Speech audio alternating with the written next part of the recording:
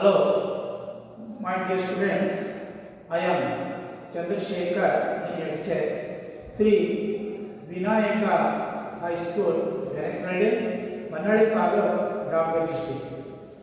Today, this poem, 9th standard, second language English, Upagupta. This poem written by Rabindranath Tagore. Let's go to the poem. My dear students, open your textbook, page number 23. I will read the poem and looking to the carefully. Okay?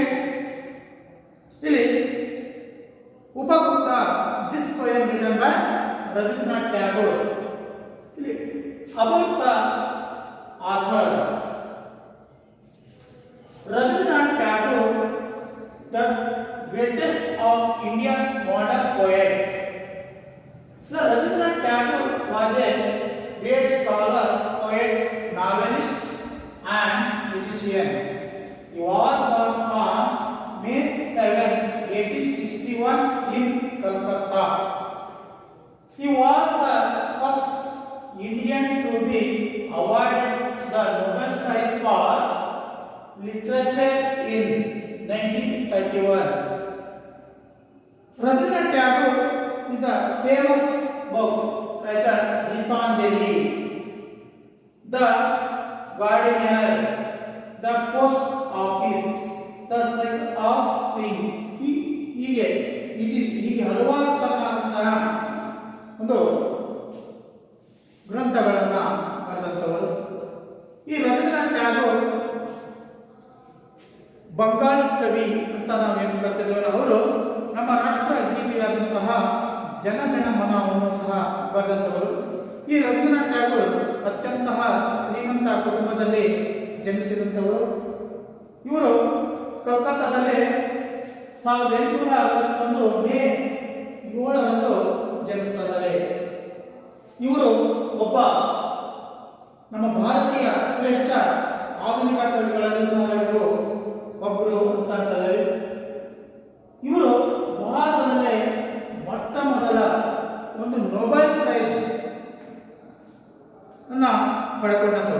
ಅಂದರೆ 1931ರಲ್ಲಿ ಗೀತಾಂಜಲಿ ಎಂಬ ಕೃತಿಗೆ ಭಾರತದ ಮೊಟ್ಟ ಮೊದಲ ಒಂದು Nobel ಪ್ರಶಸ್ತಿಯನ್ನು ಪಡೆದಂಥವರು. ಇಂತಹ ಕವಿ ಉಪಗುಪ್ತ ಎನ್ನುವಂತಹ ಪೋಯಮನ್ನು ನಮಗೆ ಬರೆದಿದ್ದಾರೆ. Please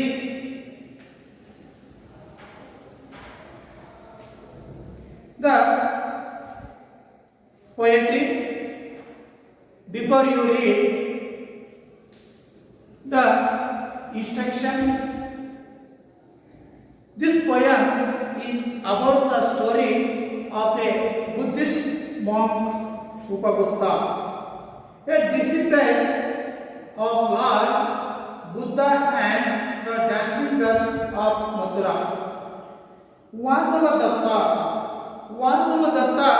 was a famous and beautiful dancing girl.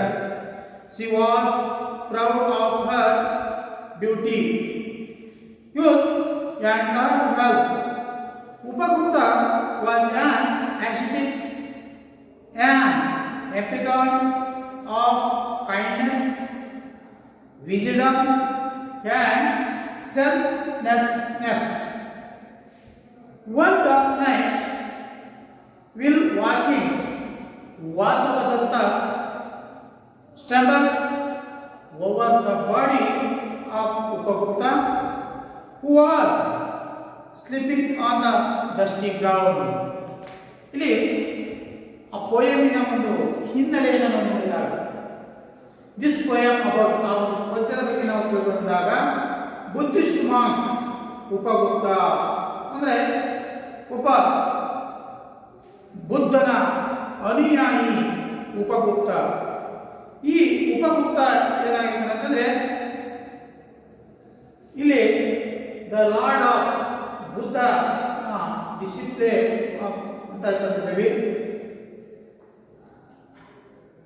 The dancing girl of Mathura Vasavadatta. ಈ ವಾಸವದತ್ತ ಅನ್ನೋ ಮಕ್ಕಳು ಮಥುರಾ ಎಂಬ ನಗರದಲ್ಲಿ ಒಬ್ಬ ನೃತ್ಯಗಾರತಿ ಅನ್ನುವಂಥಳು. Vasavadatta was a famous the beautiful dancing girl. ಈ ವಾಸವದತ್ತ ಅಂತವಳು ಅತ್ಯಂತ ಪ್ರಸಿದ್ಧಿಯಾಗಿರುವಂತಹ ನೃತ್ಯವನ್ನು ಮಾಡಲು ಪ್ರಸಿದ್ಧಿಯನ್ನು ಹೊಂದಿರುವಂಥವಳು ಹಾಗೂ ನೋಡಲಿಕ್ಕೂ ಸಹ ತುಂಬ ಸುಂದರವಾದಂತಹ ಕನ್ಯೆಯಾಗಿದ್ದಳು ಅನ್ನುವಂಥದ್ದಿಲ್ಲಿ ಹೇಳಲಾಗ್ತದೆ. She was proud of her beauty youth and her wealth. ಇವಳು ತುಂಬ ನೋಡಲಿಕ್ಕೆ ಬಹಳ ಚೆನ್ನಾಗಿದ್ದರಿಂದ ತುಂಬ ಸುಂದರವಾಗಿ ಅದನಿ ಹಾಗೂ ಇವಳು ಯುವತಿಯಾಗಿದ್ದು ತನ್ನ ಒಂದು ಆರೋಗ್ಯ ಅದೇ ಒಂದು ಗರ್ವದಿಂದ ಅವಳು ಮೆರಿತಾ ಇದ್ದು ಅನ್ನೋದು. ಉಪಗುಪ್ತ ಆಸಿಟಿ. ಈ ಉಪಗುಪ್ತ ಅನ್ನುವಂಥವನು ಒಬ್ಬ ಸನ್ಯಾಸಿ ಅಥವಾ ತಪಸ್ವಿ.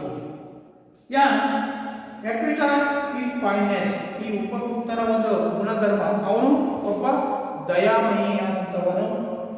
ವಿಜ್ಡಮ್ ವಿವೇಕ ಅಥವಾ ಜ್ಞಾನವನ್ನು ಉಳ್ಳಂಥವನು. ಆ್ಯಂಡ್ ಸೆಲ್ಫ್ಲೆಸ್ನೆಸ್ ನಿಸ್ವಾರ್ಥಿಯಾಗಿದ್ದಂಥವನು ಅಂತ.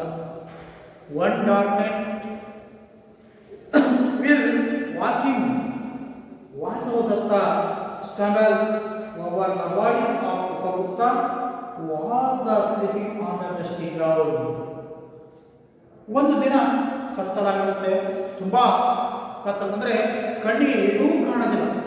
ಅಂತಹ ಕತ್ತಲು ಇದ್ದಂಥ ಸಂದರ್ಭದಲ್ಲಿ ವಾಸವದತ್ತ ಏನು ಮಾಡ್ತಾರೆ ಅಂತಂದರೆ, ಇವು ತಾನು ದಾರಿಯಲ್ಲಿ ಹೋಗ್ತಾ ಇರ್ತಾಳೆ. ಆ ದಾರಿಯಲ್ಲಿ ಹೋಗುವಂಥ ಸಂದರ್ಭದಲ್ಲಿ ಈ ಉಪಗುಪ್ತ ಅಲ್ಲಿ ಧೂಳು ತುಂಬಿದ ನೆಲದ ಮೇಲೆ ಮಲಗಿರ್ತದೆ. ಆ ಮಲಗಿದಂಥ ಸಂದರ್ಭದಲ್ಲಿ ಇವಳು ಆ ಉಪಗುಪ್ತನನ್ನು ನೋಡದೆ, ಕಣ್ಣಿಗೆ ಕಾಣ್ತಾ ಇಲ್ಲ, ಅವಳನ್ನು ನೋಡದೆ ಏನು ಮಾಡ್ತಾನೆ ಅಂತಂದರೆ ಅವಳು ಅವನ ಕಾಲಿಗೆ ಬಡಿಸ್ತಾ ಇದ್ದಾಳೆ, ಅಂದರೆ ಅವನನ್ನು ಎಚ್ಚರಿಸ್ತಾಳೆ ಅಂತ ಹೋಗುವಂಥ ಸಂದರ್ಭದಲ್ಲಿ. ಹೀಗೆ ಮುಂದುವರಿದಂತಹ ಈ ಒಂದು ಪೊಯಮನ್ನು ನಾವು ಮುಂದೆ ಏನಾಯಿತು, ಹೇಗೆ ಆಯಿತು ಅನ್ನೋದು. Upagupta, this poem by Rabindranath Tagore. Upagupta, the disciple of the Buddha lain asleep on the dusty by the city wall of Mathura. Lamps were all out, doors were all shut, and stars were all hidden by the murky sky of the August, whose feet were those tinkling with the plates touching his breast. Of a sudden, he woke up, started, and the light from a woman's lamp struck his parting eyes. It was dancing girl, starred with jewels, wearing a far blue mantle, drunk with the wine of her youth. She lowered her arms and saw the young face, utterly beautiful. "Forgive me, young ascetic," said the woman. "Graciously come to my house. The dusty earth is not fit bed for you." The young ascetic answered, "Woman, go on your way. When the time is reached, I will come to you." Suddenly, the black night showed its teeth in the flash of lightning. The strong growl from the corner of the sky, and the woman trembled in fear of sun. Anu danger. A year has not yet passed. It was everything for a day in April. In spring season, the branches of the wayside trees were full of blossom. The notes of the flute came twittering in the warm spring air from afar. Upagutta passed through the city gates and stood at the base of the rampart. Was that a woman lying at ease, feet in the shadow of mango grove, struck with the blood, pestilence, her body spotted with the sore of smallpox. She was hurriedly driven away from the town to avoid a poisonous contagion. The ascetic fell by her side, took her hand,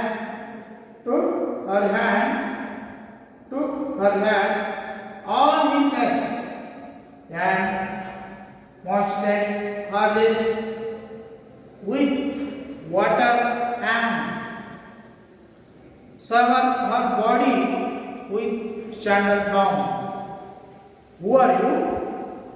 Merciful one, asked the woman. The time at last has come to visit you, and I am here, replied the youngest chief. ಇಲ್ಲಿ ಆ ಉಪಗುಪ್ತ ಮತ್ತು ವಾಸವದತ್ತನ ನಡುವೆ ನಡೆದಂತಹ ಒಂದು ಘಟನೆಯ ಬಗ್ಗೆ ಈ ರವೀಂದ್ರನಾಥ್ ಟ್ಯಾಗೋರ್ ಅವರು ಏನು ಹೇಳಿದ್ದಾರೆ ಅಂತ Upagupta the disciple of Buddha. Display means ಅನುಯಾಯಿ, ಅಂದ್ರೆ ಬುದ್ಧನ ಅನುಯಾಯಿ Upagupta. They are asleep on the dusty by the city wall of Mathura. Mathura ಎಂಬ ನಗರದಲ್ಲಿ ತುಂಬಾ ಧೂಳಿನಿಂದ ತುಂಬಿದಂತಹ ನೆಲದ ಮೇಲೆ ಇವರು ಮಲಗಿರ್ತಾರೆ. ಆ ಸಂದರ್ಭದಲ್ಲಿ lamps were all out, doors were all shut, and stars were all hidden by the murky sky of August. ಆ ಒಂದು ಅವಧಿಯಲ್ಲಿ ಆಗಸ್ಟ್ ಮತ್ತು ಇರುತ್ತೆ. ಏಕೆಂದ್ರೆ ಆಗಸ್ಟ್ ಅಂದ್ರೆ ಜೂನ್, ಜುಲೈ, ಆಗಸ್ಟ್ ಈ ಮಂತ್ ಏನಂತಂದ್ರೆ ನಮ್ಮಲ್ಲಿ ರೈನ್ ಸೀಸನ್ ಅಂದ್ರೆ ಮಳೆಗಾಲದ ಅವಧಿ. ಈ ಮಳೆಗಾಲದ ಅವಧಿ ಏನಂತಂದ್ರೆ ಮೋಡಗಳು ತಾವು ತೇಲ್ತಾ ಇರ್ತವೆ. ಆ ತೇಲುವಂತ ಸಂದರ್ಭದಲ್ಲಿ ಈ ಒಂದು ವಾತಾವರಣ ಏನಂತಂದ್ರೆ ಕತ್ತಲಿಂದ ಕೂಡಿದೆಯೇನೋ ಅನ್ನುವಂತಹ ರೀತಿಯಲ್ಲಿ ಕಂಡುಬರುತ್ತದೆ. ಯಾಕೆಂದ್ರೆ ಯಾವುದೇ ತರನಾದಂತಹ ಹಗಲಿನಲ್ಲಿ ಸೂರ್ಯನ ಬೆಳಕು ಸಹ ಕೆಲವೊಂದು ಸಂದರ್ಭದಲ್ಲಿ ಕಂಡುಬರೋದಿಲ್ಲ. ರಾತ್ರಿ ಅವಧಿಯಲ್ಲಿ ಕೆಲವೊಂದು ಸಂದರ್ಭದಲ್ಲಿ ಮೋಡಗಳು ಹೆಚ್ಚು ಕವಿದಾಗ ಈ ಚಂದ್ರನೂ ಸಹ ಕಾಣೋದಿಲ್ಲ. ಅದರ ಜೊತೆಗೆ ಅನೇಕ ನಕ್ಷತ್ರಗಳು ಸಹ ಕಾಣೋದಿಲ್ಲ. ಅದೇ ಸಂದರ್ಭ ನೋಡಿ, ಆಗಸ್ಟ್ ತಿಂಗಳಲ್ಲಿ ಯಾವುದೇ ತರನಾದಂತಹ ನಕ್ಷತ್ರಗಳು ಕಾಣೋದಿಲ್ಲ.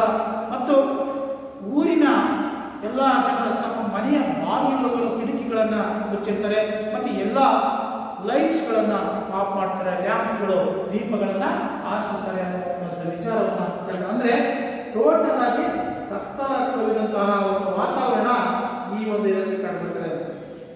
Who speak word though thinking with the anklets. ನೋಡಿ, ಯಾರೋ ಅವಳ ಒಂದು ಪಾದಗಳು ಅವು ಹೇಗಿತ್ತು, ಅವಳ ಒಂದು ಪಾದಗಳು ಅಂತಂದ್ರೆ ಟಿಂಕ್ಲಿಂಗ್ ಆಫ್ ಆಂಕ್ಲೆಟ್ಸ್ ಅಂತಂದ್ರೆ ಕಾಲು ಗೆಜ್ಜೆ ಪಟ್ಟಿ ಅಂತ ಹೇಳ್ಬೋದು. ಮತ್ತು ಕಾಲುಗಳ ಅಂದ್ರೆ ನೃತ್ಯಗಾರರು ಕಾಲಿಗೆ ಒಂದು ಗೆಜ್ಜೆ ಇಟ್ಕೊಂಡಿರ್ತಾರೆ, ಅದು ಇಲ್ಲಿ ಟಿಂಕ್ಲಿಂಗ್ ಮೀನ್ಸ್ ಹೊಳೆಯುವುದು. ಅವು ಹೊಳಿತಾ ಇದ್ದಂತೆ. Touching the waste of the sudden. Touching ಅಂದರೆ ಅವಳ ಕಾಲು ಆ ಬುದ್ಧನ ಕಾಲಿಗೆ ಬಡಿದಾಗ ಅವಳು ಸಡನ್ ಆಗಿ ಬುದ್ಧನಿಗೆ ಏನಾಗುತ್ತೆ ಎಚ್ಚರ ಆಗ್ತದೆ. ಎಚ್ಚರ ಆಗಿ ಅಕಸ್ಮಾತ್ ಅವರು ಎದ್ದೇಳ್ತಾರೆ ಅನ್ನೋದು. ಈ ವಾಕ್ ಅಪ್ ಸ್ಟಾರ್ಟೆಡ್ ಅಂದರೆ ಬೆಚ್ಚಿ ಬಿದ್ದು, ಸ್ಟಾರ್ಟೆಡ್ ಬೆಚ್ಚಿ ಬಿಡೋದು, ಬೆಚ್ಚಿ ಬಿಡೋದು ಬಿದ್ದು ಎದ್ದು ಬಿಡೋದು, ಎದ್ಬಿಟ್ಟು and the light from the women's lamp struck his ಪಾರ್ಟ್ಯೂಸ್ ಐಸ್. ಆ ಎದ್ದ ತಕ್ಷಣ ಅವನು ಏನು ಮಾಡ್ತಾರೆ, ಆ ಏರಲಿರ್ತಕ್ಕಂಥ ತಾನು ತೆಗೆದುಕೊಂಡಂತಹ ಒಂದು ಲ್ಯಾಂಪ್, ಏನು ನಾವು ರಾಡಿನ ಅಂತ ಕಳ್ತೀವಿ, ಈ ಲ್ಯಾಂಪ್ ಅನ್ನ ಅವಳು ತಾನು ತೆಗೆದುಕೊಂಡಿರ್ತಾನೆ ಅದನ್ನ ಅವನ ಮುಖದ ಕಡೆಗೆ ನೋಡುವ ಮುಖಾಂತರ ಅಂದ್ರೆ ನನ್ನನ್ನು ಕ್ಷಮಿಸು ಅಂತ ಒಂದು ಹೇಳುವ ರೀತಿಯಲ್ಲಿ ಆ ಲ್ಯಾಂಪ್ ಅನ್ನ ಹಿಡಿತಾ ಇದ್ದಾಳೆ. It was dancing girl started with the jewels, wearing a pale blue mantle, drunk with the wine of her youth. She lowered her lamp and saw the young face utterly beautiful. ಅವಳು ಒಬ್ಬ ತುಂಬಾ ಸುಂದರವಾದಂತಹ ನೃತ್ಯವನ್ನ ಮಾಡ್ತಾ ಇದ್ದ. ಆ ನೃತ್ಯವನ್ನು ಮಾಡುವಂತಹ ಸಂದರ್ಭ ಅವಳು ಧರಿಸಿದಂತಹ ಉಡುಪುಗಳು ಯಾವ ಅನ್ನುವಂಥದ್ದನ್ನು ಲೇಖಕರು ಹೇಳ್ತಾರೆ. ಸ್ಟಾರ್ಟೆಡ್ ವಿತ್ ದ ಜಾವರ್ಸ್, ಆ ನಟಿಸಲಿಕ್ಕೆ ಬೇಕಾದಂತಹ ಆಭರಣಗಳು. ಇವತ್ತು ನಾವು ಉದಾಹರಣೆಗೆ ಭರತನಾಟ್ಯವನ್ನ ನೋಡ್ತೇವೆ. ಈ ಭರತನಾಟ್ಯ ಮಾಡುವಂಥವರು ಸಹ ಅದರದೇ ಆದಂತಹ ಉಡುಪುಗಳನ್ನು ಧರಿಸಿಕೊಂಡು ಇವತ್ತು ನೃತ್ಯವನ್ನು ಮಾಡುವಂತಹ ನೋಡ್ತೇವೆ. ಅದೇ ತರನಾಗಿ ಇವಳು ಸಹ ಹಲವಾರು ಆಭರಣಗಳನ್ನು ಧರಿಸುತ್ತಾಳೆ. ವೇರಿಂಗ್ ಅಂತ ಧರಿಸು ಬ್ಲೂ ಮೆಟಲ್ ಅಂದರೆ ಏನು ನಾವು ನೀಲಿ ಬಿಳಿ ಕಣ್ಣಿನ ಗೌನ್ ಧರಿಸಿರ್ತಾಳೆ ಅಂತ ಹೇಳ್ತಾರೆ. Drunk with the wine of her youth ಅಂದರೆ ಈಗಿನ ಯುವಕರು ಕುಡಿದಿರುವಂತಹ ಒಂದು ವೈನನ್ನು ಮಧ್ಯಸ್ಥಿಯ ಸಹ ಸ್ವಲ್ಪ ತಗೊಂಡಿರ್ತಾಳೆ ಅಂತ. She lover Har lamp and saw the young face utterly beautiful. ಅವಳು ಆ ತನ್ನ ತಂದಂತಹ ಒಂದು ಏನು ಲ್ಯಾಂಪಿನ ಸಹಾಯದಿಂದ ಆ ಸನ್ಯಾಸಿಯ ಮುಖವನ್ನು ನೋಡ್ತಾಳೆ. ಆ ಸನ್ಯಾಸಿಯ ಮುಖವನ್ನು ನೋಡಿದ ತಕ್ಷಣ ಅವಳಿಗೆ ಒಂಥರ ಆ ಸುಂದರವಾದಂತಹ ಮುಖ ಗೋಚರ ಆಗುತ್ತೆ. ಅಂದರೆ ಆ ವೀರ ಸನ್ಯಾಸಿಯ ಒಂದು ಮುಖ ತುಂಬಾ ಒಂಥರ ಎನರ್ಜೆಟಿಕ್ ಅನ್ನುವಂತಹ ರೀತಿಯಲ್ಲೇ ಕಂಡು ಬರ್ತಾ ಇದೆ. Next, argue me young ascetic, said the woman graciously, come to my house. The dusty earth is not fit bed for you. Argue me, ನೋಡಿ ಕೇಳ್ತಾ ಇದ್ದಾಳೆ ಹೆಂಗಸು, ಓ ತರುಣ ತಪಸ್ವಿಯೇ ನನ್ನನ್ನು ಕ್ಷಮಿಸು, argue me ಕ್ಷಮಿಸು. said the woman graciously, come to my house. ಗ್ರಾಸಿಯಸ್ಲಿ ದಯವಿಟ್ಟು ನೀವು ನಮ್ಮ ಮನೆಗೆ ಬನ್ನಿ ಅನ್ನುವಂಥದ್ದು. ಯಾಕೆ ಅಂತಂದರೆ the dusty earth is not fit bed for you. ಈ ಒಂದು ಹಾಸಿಗೆ ಇದೆಯಲ್ಲ ಇದು ನಿಮಗೆ ಮಲಗಲಿಕ್ಕೆ ಅಷ್ಟು ಯೋಗ್ಯವಲ್ಲ. ಯಾಕೆ ಅಂತಂದರೆ ಈ ನೆಲ ಅನ್ನೋದು ತುಂಬ ಧೂಳಿನಿಂದ ತುಂಬಿದೆ, ನಿಮಗೆ ಇದು ಮಲಗಲಿಕ್ಕೆ ಯೋಗ್ಯವಲ್ಲ. ಹಾಗಾಗಿ ದಯವಿಟ್ಟು ನೀವು ನಮ್ಮ ಮನೆಗೆ ಬನ್ನಿ ಅನ್ನುವಂತಹ ಆಮಂತ್ರಣವನ್ನು ಮಾಡ್ತಾ ಇದ್ದಾಳೆ. ದ ಯಂಗ್ ಆನ್ಸರ್ ಅಂದರೆ ಆ ಒಂದು ತಪಸ್ವಿ ಅಂತ ಏನು ಕರುಣ ಅಂತಹ ವೀರ ಸನ್ಯಾಸಿ ಅವನು ಏನಾಗ್ತಾನೆ ಅಂತಂದ್ರೆ, women go on your way, ನೀನು ಹೋಗು ಇವತ್ತು ಅಂತ ಹೇಳ್ತಿದ್ದಾನೆ.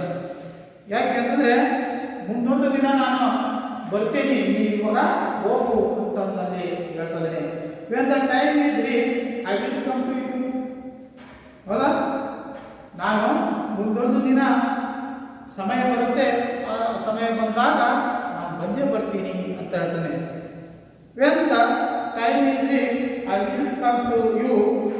Suddenly the black night showered its teeth in a flash of lightning. The storm growled from the corner of the sky. sky, and the woman trembled in fear of some unknown danger.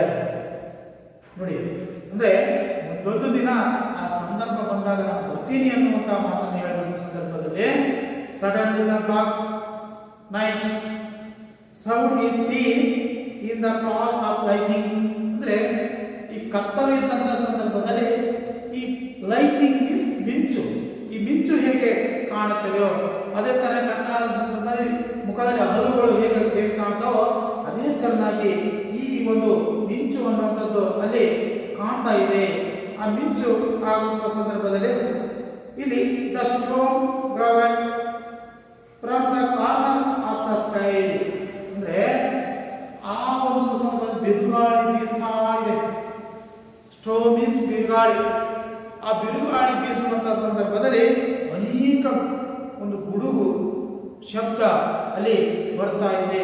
ಎಲ್ಲಿ ಯಾವುದೋ ಒಂದು ಆಕಾಶದ ಕೆಲವು ಮೂಲೆಗಳಂತಂದ್ರೆ ಈ ಮೋಡಗಳು ಒಂದಕ್ಕೊಂದು ತಗುಲಲ್ಲಿ ಘರ್ಷಣೆ ಉಂಟಾಗಿ ಮಿಂಚು ಗುಡುಗು ಅನ್ನುವಂಥದ್ದು ಸಂಭವಿಸುತ್ತದೆ. ಕಾರ್ನರ್ ಮೀನ್ಸ್ ಮೂಲೆ. And the women trembled in the fear of some unknown danger. ಅವಾಗ ಆ ಮಹಿಳೆ ಅಂತಂದ್ರೆ ಏನು, ನನಗೆ ಒಂದು ಆಪತ್ತು ಅಪಾಯ ಅನ್ನುವಂಥದ್ದು ಒಂದು ಸಂಭವಿಸಬಹುದು, ಏನೋ ಆಗ್ತಾ ಇದೆ ಅನ್ನುವಂಥದ್ದಲ್ಲಿ ಅವಳು ಅನ್ಕೊಳ್ತಾಳೆ. Earring has not get fast. ಆ ಅನ್ಕೊಂಡ ಒಂದು ಇಯರಿಂಗು ಒಂದು ವರ್ಷ ಆಗಿಲ್ಲ. Year has not get fast, ಇನ್ನು ಆ ಒಂದು ವರ್ಷ ಇನ್ನೂ ತುಂಬಿಲ್ಲ.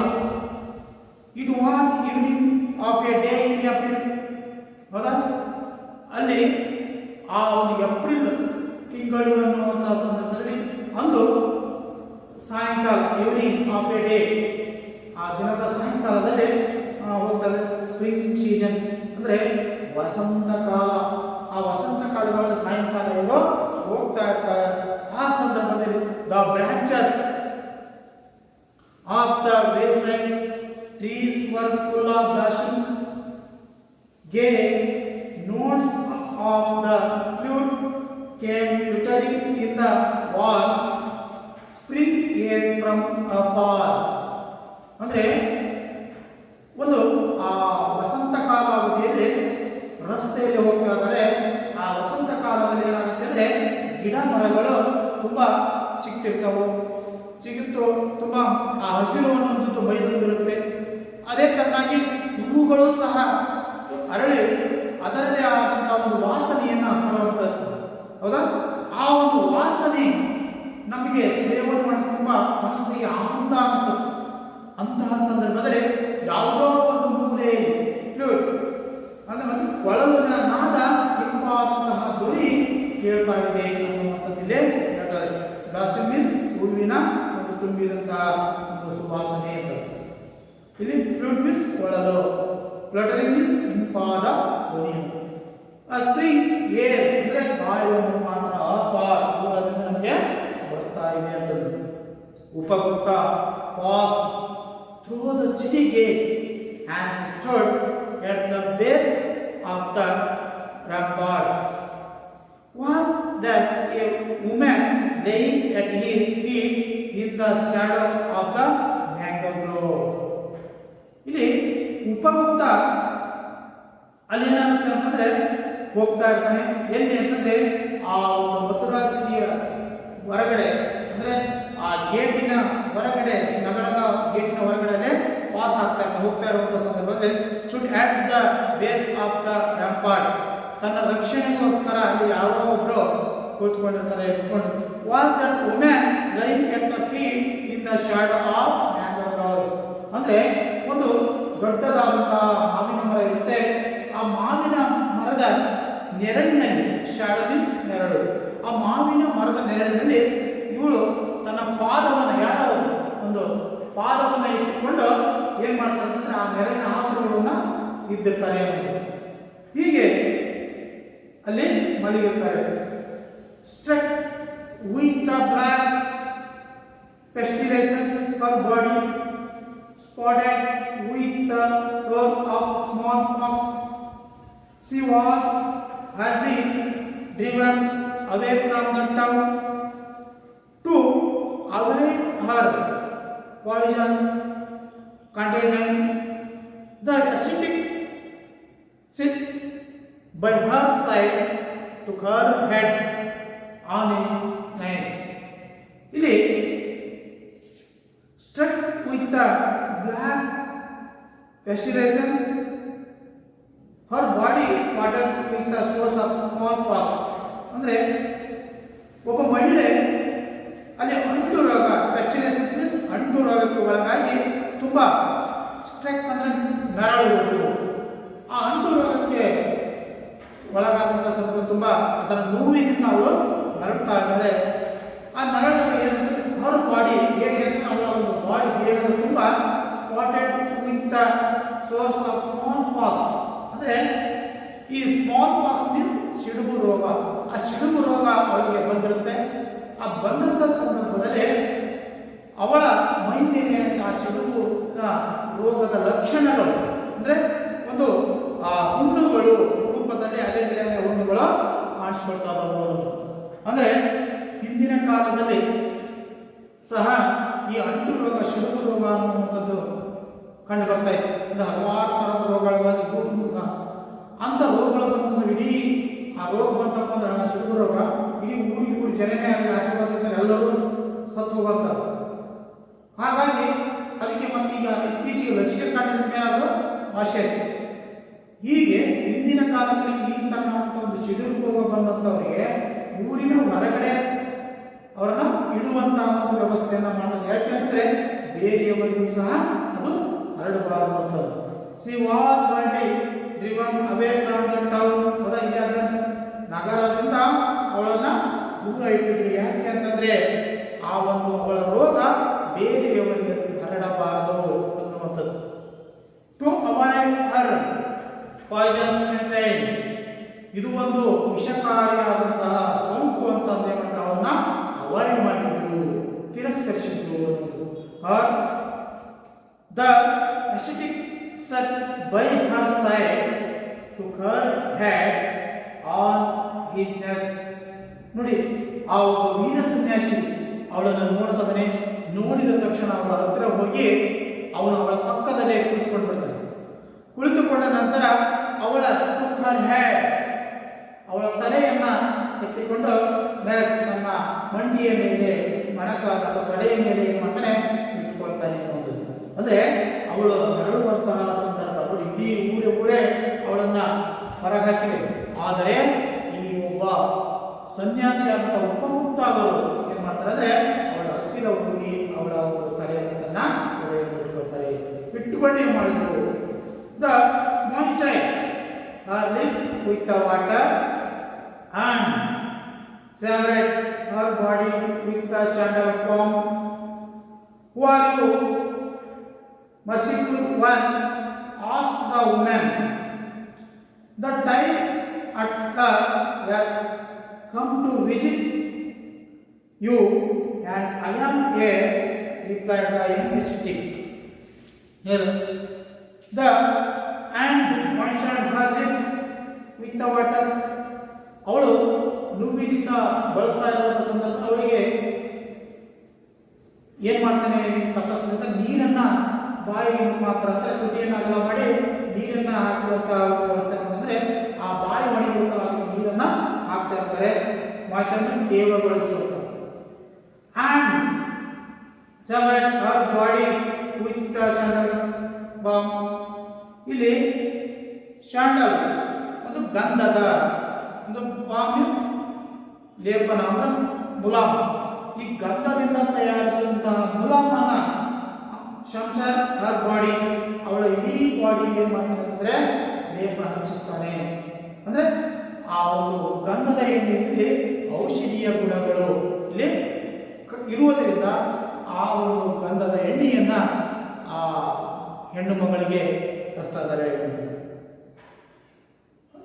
ನೆಕ್ಸ್ಟ್ ಹಚ್ಚಿದ ಮೇಲೆ ಆ ಎಣ್ಣೆಯನ್ನು ಹಚ್ಚಿದ ಮೇಲೆ ಇವಳಿಗೆ ಏನೋ ಒಂಥರ ಆಸೆ, ಯಾರು ಹೂವಾರಿಯು ಮರ್ಸಿಕಲ್ ಬಂತು. ಓ ಕಣ್ಣಮಯ್ಯ, ನೀ ಯಾರು ಅಂತಂದು ಕೇಳ್ತದಳೆ.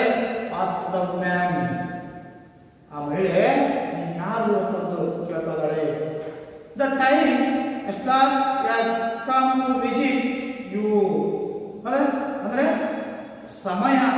ಬಂದಿದ್ದೆ ಹಿಂದೆ, ನಾನು ಮುಂದೊಂದು ದಿನ ನಿನ್ನ ಬರ್ತೇನೆ ನಿಮ್ಮ ಮನೆಗೆ ಅಂತ. ಆ ಟೈಮ್ ಬಂದಿದೆ. The time has come to visit you. ನೀನು ಹಿಂದೆ ಒಂದು ದಿನ ನನಗೆ ಭೇಟಿಯಾದ ಸಂದರ್ಭದಲ್ಲಿ ನಾನು ನಿನಗೆ ಬರ್ತೀನಿ ಅಂತ ಹೇಳ್ತಲ್ಲ ಅಂತ ಹೇಳಿದಾಗ ದ ಐ ಆಮ್ ಹಿಯರ್ ಅದನ್ನು ಕೇಳಿದ್ದ ರಿಟರ್ನ್ ದ ಆಂಗ್ಸಿಟಿ ಅದನ್ನ ಹೇಳಿ ಅದನ್ನ ಕೇಳ್ತಾನೆ. ನೀನು ನಾನು ಈ ಥರ ಹಿಂದೆ ನಾನು ಬಂದಿದ್ದೆ, ಬಂದು ನಿಮ್ಮ ಮನೆಗೆ ಕರೆದಿದ್ದೀನ, ಆದರೆ ನಾನು ಮುಂದೊಂದು ದಿನ ಬರ್ತೀನಿ ಅಂತಂದು ಹೇಳಿದ್ದಲ್ಲ, ಅವರು ನಾನು ಅಂದಾಗ ವಾಸ್ತವ ತತ್ವ ಗೊತ್ತಾಗುತ್ತೆ. ಇವರು ಒಬ್ಬ ವೀರ ಸನ್ಯಾಸಿ ಅನ್ನುವಂಥ ಉಪಗುಪ್ತ ಅನ್ನೋದು. ಅಂದರೆ ಮಕ್ಕಳ ಇಲ್ಲಿಂದ ತಿಳಿಯುವಂತಹ ಒಂದು ತಿರುಳು ಏನಂತಂದರೆ, ನಾವು ಕಷ್ಟದಲ್ಲಿ ಇದ್ದವರಿಗೆ ಅಲ್ಲಿ ಸಹಾಯವನ್ನು ಮಾಡಬೇಕು. ಯಾಕೆಂತಂದರೆ ಕಷ್ಟ ಅನ್ನುವಂಥದ್ದು ನಾವು ಅವರಿಗೆ ಕಷ್ಟದಿಂದ ಸಹಾಯ ಮಾಡಿದ್ದಾದರೆ ಅವರು ಎಂದಿಗೂ ಮರೀಲಿಕ್ಕೆ ಸಾಧ್ಯವಿಲ್ಲ. ಅದೇ ತರನಾಗಿ ಇವಳಿಗೆ ಒಂದು ಕಾಯಿಲೆಯನ್ನು ವಾಸ ಮಾಡುವಂತಹ ಒಂದು ವ್ಯವಸ್ಥೆಯನ್ನು ಈ ಉಪಗುಪ್ತರು ಮಾಡಿದರು ಅನ್ನೋದು. ನೀವು ಸಹ ಕಷ್ಟದಲ್ಲಿದ್ದಂಥವರಿಗೆ ಸಹಾಯವನ್ನು ಮಾಡಬೇಕು ಅನ್ನುವಂಥದ್ದು okay. This poem is completed. Okay, ಈ poem ಎಲ್ಲ ಪ್ರಶ್ನೋತ್ತರಗಳನ್ನು ಬರ್ಕೊಂಡು ಬರಬೇಕು ಅನ್ನೋದು ಸರಿ. ಇಲ್ಲಿ ನೆಕ್ಸ್ಟ್ ಸ್ವಲ್ಪ ನಾವು ಗ್ರಾಮರ್ ಪಾಯಿಂಟ್ಸ್ ಅನ್ನ ನಾವು ಸ್ವಲ್ಪ ನೋಡೋಣ ಅನ್ನೋದು. ಸ್ಟೂಡೆಂಟ್ಸ್, ಇಂದು ನಾವು ಸ್ವಲ್ಪ ಈ ಇಂಗ್ಲಿಷ್ ಗ್ರಾಮರ್ ನಲ್ಲಿ ಆರ್ಟಿಕಲ್ಸ್ ಮೀನ್ಸ್ ಉಪಸರ್ಗಗಳು ಅಂತಂದು ಕರೆದಿದ್ವಿ. ಈ ಆರ್ಟಿಕಲ್ಸ್ ಅಂದ್ರೆ ಏನು ಅಂದ್ರೆ, ಈ ಆರ್ಟಿಕಲ್ಸ್ ಅಲ್ಲಿ ಇಂಗ್ಲಿಷ್ನಲ್ಲಿ ಯಾವ ಸೆಂಟೆನ್ಸ್ ಅಲ್ಲಿ ಯಾವ ವರ್ಡ್ ಅಲ್ಲಿ ಇದನ್ನ ಯಾವ ಒಂದು ನಾವು ಥಿಂಗ್ಸ್ ಆರ್ ಪರ್ಸನ್ ಆ ಪ್ಲೇಸ್ ಅಲ್ಲಿ ಬರೀಬೇಕು ಅನ್ನುವಂಥದ್ದನ್ನ ಇಲ್ಲಿ ನಾವು ಹೇಳಲಾಗ್ತದೆ. Article and the, there are noun as articles. ಇಲ್ಲಿ English articles there are 3 types of articles. a ಅಥವಾ ಅಂತ ಕರೀತಾರೆ. a am the. there are articles a am and the. articles noun are articles.